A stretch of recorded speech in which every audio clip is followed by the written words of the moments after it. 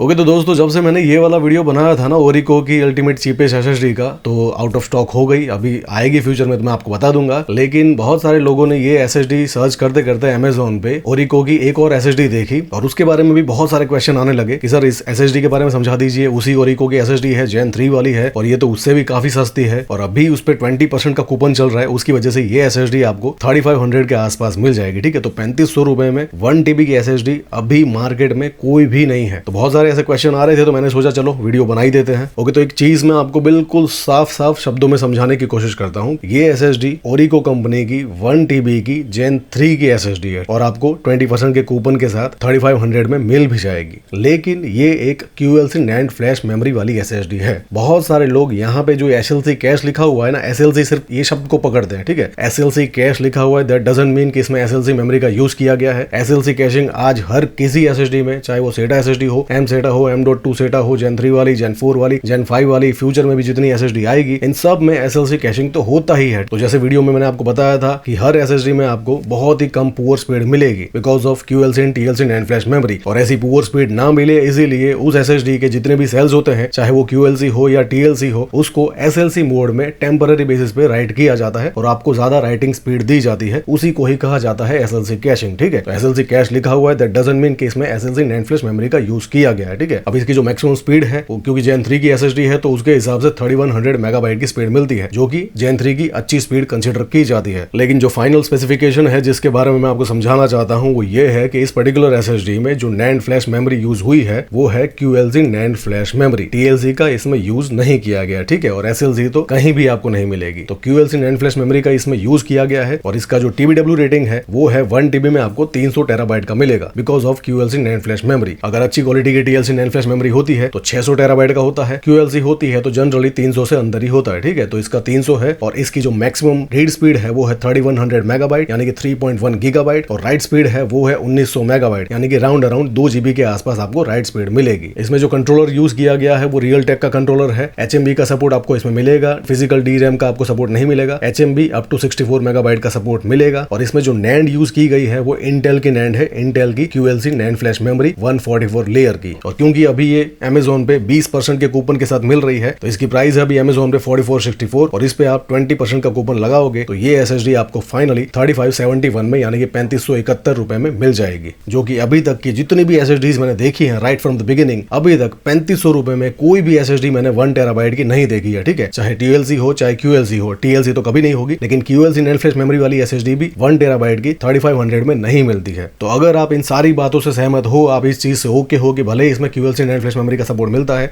लेकिन 3500 में 1 TB की एसएसडी अभी मार्केट में मिलना इम्पॉसिबल है। ये सारी चीज अगर आपको एक्सेप्टेबल है तो आप इस एसएसडी के साथ जा सकते हो, कोई भी इश्यू नहीं आएगा। जनरली मैं QLC NANड फ्लैश मेमोरी वाली एसएसडी सजेस्ट नहीं करता हूं, रेकमेंड नहीं करता हूं, लेकिन वहां पे इश्यू वो होता है एक तो वो QLC NANड फ्लैश मेमोरी वाली एसएसडी होती है प्लस उसकी जो प्राइस होती है वो कहीं ना कहीं TLC NANड फ्लैश मेमोरी वाली जो एसएसडी होती है उसके आसपास ही होती है। ठीक है, तो इसलिए मैं आपको QLC को अवॉइड करके थोड़े से पैसे ज्यादा डाल के TLC वाली एसएसडी लेने के लिए रेकमेंड करता हूं। अगेन यहाँ पे रिमाइंडर की तरह बोलना चाहता हूं कि अगर आपका बजट अलाउ करता है, अगर आप 5000 तक 1 TB की एसएसडी में इन्वेस्ट कर सकते हो तो मेरे हिसाब से आपको QXA वाली एसएसडी लेनी चाहिए या इसका ही जो बड़ा वाला वर्जन मैंने आपको बताया था अभी जिस पे वीडियो बनाया था 7000 मेगाबाइट की स्पीड को टच करने वाली TLC NANड फ्लैश मेमोरी वाली जेन 4 वाली एसएसडी जिसमें आपको 600 टेराबाइट का TBW रेटिंग मिलेगा, उस एसएसडी को परचेस करना चाहिए अगर आपका बजट अलाउ करता है तो। लेकिन अगेन अगर आप अभी तक हार्ड ड्राइव पे चल रहे हो तो उसके कंपैरिजन में ये एसएसडी भी फार बेटर परफॉर्म करती है और 20% के कूपन के साथ आपको 3500 रुपए में मिल जाती है। अभी अगर आप एक अच्छी क्वालिटी की 1 टेराबाइट की हार्ड ड्राइव भी लेने जाते हो तो भी आपको 3000 से 3500 में मिलती है, जिसमें आपको मैक्सिमम जो स्पीड मिलती है वो है 100 मेगाबाइट की। अगर आप ये एसएसडी परचेस करते हो तो यहाँ पे आपको 3100 मेगाबाइट की स्पीड मिलेगी जो कि हार्ड ड्राइव से 30 गुना ज्यादा है। और इसीलिए मैं ये एसएसडी आपको ये सारी चीज क्लैरिफाई करने के बाद रेकमेंड कर सकता हूँ। तो अगर आप स्टूडेंट हो, आपका बजट बिल्कुल कम है, लैपटॉप के लिए एसएसडी परचेस कर रहे हो, आपके लैपटॉप में सिर्फ जेन 3 का ही स्लॉट अवेलेबल है, तो उन सारी कंडीशन में अगर आपका बजट बिल्कुल कम है तो ये एसएसडी आपके लिए परफेक्ट रहेगी। इसकी लिंक आपको वीडियो के डिस्क्रिप्शन में एज वेल एज हमारा जो व्हाट्सएप चैनल है दोनों ही जगह पे मिल जाएगी। और जैसे ही ओरिको की O7000 अगेन स्टॉक में आ जाती है तो मैं आपको रिमाइंड भी करा दूंगा, कम्युनिटी टैब पे पोस्ट भी डाल दूंगा, व्हाट्सएप चैनल पे भी डाल दूंगा, आपको उसको ही परचेस करना है। सो आई होप कि जो भी बताया, जो भी समझाया, आपको सब कुछ अच्छे से समझ में आ गया होगा। लेकिन फिर भी कोई इश्यू है तो पूछिए, I will definitely answer you. Thank you so much.